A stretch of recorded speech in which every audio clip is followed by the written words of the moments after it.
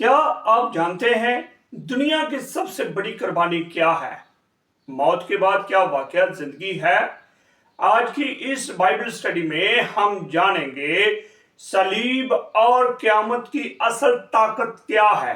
अगर चैनल पर नए हैं तो चैनल को सब्सक्राइब कर लें ताकि आने वाली वीडियो का नोटिफिकेशन सबसे पहले आपके पास पहुंच सके। तो पास से मंजर है, यीशु का वक्त करीब था, शागिर्द खौफजदा थे क्योंकि यूहन्ना की इंजील बताती है कि इब्ने आदम के जलाल पाने का वक्त आन पहुंचा। सलीब इक्वल टू जलाल। आज की बाइबल स्टडी जो है, हम क़यामत पर बात करने वाले हैं, सलीब और क़यामत की ताकत। आज की बाइबल स्टडी का पहला नुक्ता है सलीब क्या है। पहली बात तो हमें इस बात का पता होना चाहिए कि सलीब क्या है। नंबर अव्वल पर कुर्बानी, नंबर 2 पर मोहब्बत, नंबर 3 पर गुनाहों की मुआफी। क्योंकि जब यूहन्ना के इंजील में देखते हैं तो लिखा है, खुदा ने दुनिया से ऐसी मोहब्बत की कि उसने अपना इकलौता बेटा बख्श दिया कि ताकि जो कोई उस पर ईमान लाए हलाक ना हो बल्कि हमेशा की जिंदगी पाए। क्योंकि खुदा की मोहब्बत वाज़िया है कि खुदा बड़ी नो इंसान से मोहब्बत करता है। इसलिए कुर्बानी, मोहब्बत और गुनाहों की मुआफी जो है वो सलीब के मतलब से है। ये सलीब पर ही जाहिर होती है। और आज की बाइबल स्टडी का दूसरा नुक्ता है यीशु की कुर्बानी। जब यशायाह 53 बाब का हम मुताला करते हैं अच्छे तरीका से तो हमें यीशु मसीह के बारे में बताया जाता है, पता चलता है कि किस तरह वो कुर्बान होगा, किस तरह वो जलील खुआर होगा बनीनो इंसान के लिए, क्योंकि वो उससे मोहब्बत करता है, प्यार करता है। क्योंकि पहली बात, वो हमारे गुनाहों के लिए मरा और हमारी सजा उस पर आई। देखे, कोई बंदा किसी के लिए नहीं मरता, लेकिन मेरे आका और आपके आका यीशु मसीह ने वो दुख बर्दाश्त किया कि मुझे और आपको बचा सके। क्योंकि यीशु मसीह ने हमारी अब्दी मौत जो हमने मरना था अपने ऊपर ली और हमें अब्दी मौत से, जंगल से छुड़ा लिया। क्योंकि यीशु की कुर्बानी से यह मुमकिन हुआ। वैसे यह मुमकिन नहीं था कि इंसान अपने आप को उस अब्दी हलाकत से बचा सकता। ये सिर्फ यीशु की कुर्बानी के वसीला से हुआ, क्योंकि यीशु ने हमारी जगह ली और कुर्बान हुआ।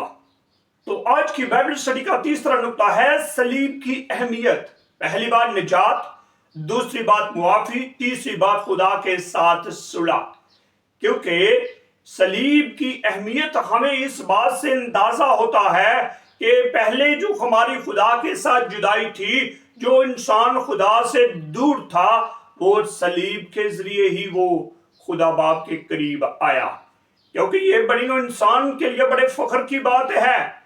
क्योंकि रोमियो का खाता में बताता है, और जो जिस्मानी है वो खुदा को खुश नहीं कर सकते। हम जिस्मानी थे, इसलिए हम खुदा को खुश नहीं कर सकते थे।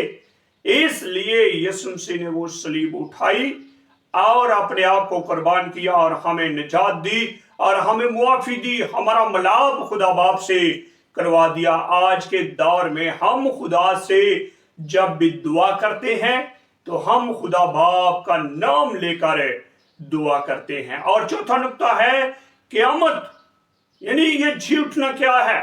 क्योंकि मत्ती की इंजील 28वें बाब की 6 आयत में लिखा है, वो यहां नहीं बल्कि जी उठा है। Hallelujah, praise God.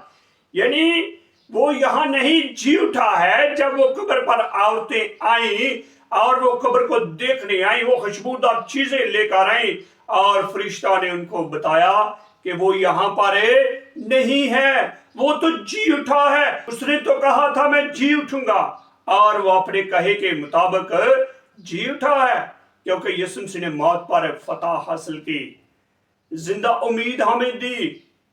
यानी यीशु मसीह ने मौत को अपने कब्जा में कर लिया। आज यीशु के नाम से मुर्दे जिंदा होते हैं।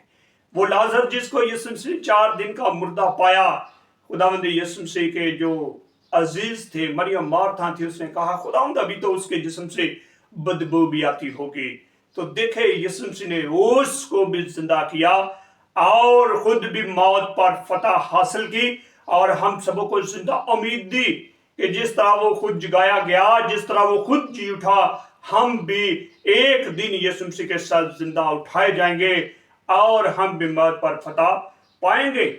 और पांचवा नुक्ता है क़यामत की ताकत। पहली बात, जब हम जी उठने की बात करते हैं तो हमें नई जिंदगी मिलती है और हमारे ईमान की बुनियाद है, क्योंकि मुकद्दस पौलुस रसूल ने कुरिन्थस की कलीसिया के नाम खत में 15वें बाब की 18वीं 17वीं आयत में कहा, अगर मसीह नहीं जी उठा तो तुम्हारा ईमान बेफायदा है, तुम अब तक अपने गुनाहों में गिरफ्तार हो। जब हम यीशु के जी उठने पर ईमान नहीं लाते तो हम आज भी अपने गुनाहों में गिरफ्तार हैं, हम आज भी अपने गुनाहों में हैं। इसलिए यीशु मसीह के जी उठने पर ईमान रखिए कि वो जी उठा है और नई जिंदगी वहां से शुरू होती है।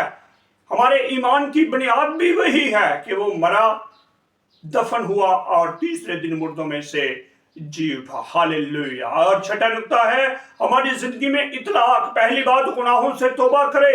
दूसरी बात, यीशु मसीह को कबूल करे। और तीसरी बात, नई जिंदगी को शुरू करे। नई जिंदगी यहां से शुरू होती है जब हम गुनाहों से तौबा करते हैं, यीशु को कबूल करते हैं, तो नई जिंदगी यहीं से शुरू होती है। अगर हम इनकार करें तो क्या होगा?